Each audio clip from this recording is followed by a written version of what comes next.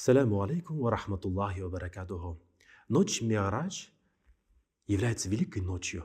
В ту ночь, когда была ниспослана большая милость и благо от Всевышнего Аллаха Та'аля. Пророк Мухаммад, алейхиссалату вассалям, в одном из изречений говорит, что в ночь Ми'радж нам было дано 3 блага, 3 подарка. Первый подарок – это 5-кратная молитва. Этот подарок настолько дорогой, ценный, что пророк Мухаммад, алейхиссалату вассалям, получил его напрямую от Всевышнего Аллаха Та'аля. Второе благо – это последние 2 аята суры Бакара. И третье благо – весть о том, что у искренних рабов, искренних людей, которые хотят покаяться перед Всевышним, очиститься от грехов и ошибок, им будет даровано большое благо – очищение даже от больших грехов.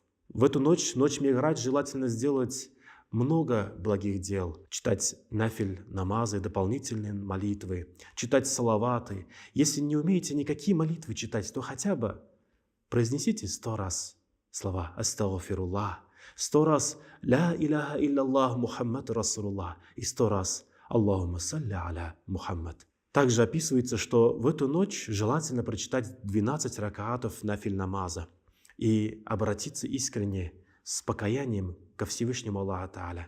И если человек искренне эту ночь заполнит благами, благостными деяниями, поступками, день проведет в поклонении и в посте, то Аллах Та'аля дарует такую награду, как будто бы человек провел в благодеяниях и поклонении целых 100 лет.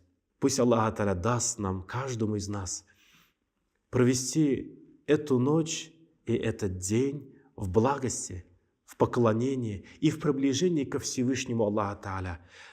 Пусть Аллах Та'аля примет наши искренние молитвы и да удостоит нас Всевышний, увидев итоги этой ночи, радоваться и получить несметное воздаяние.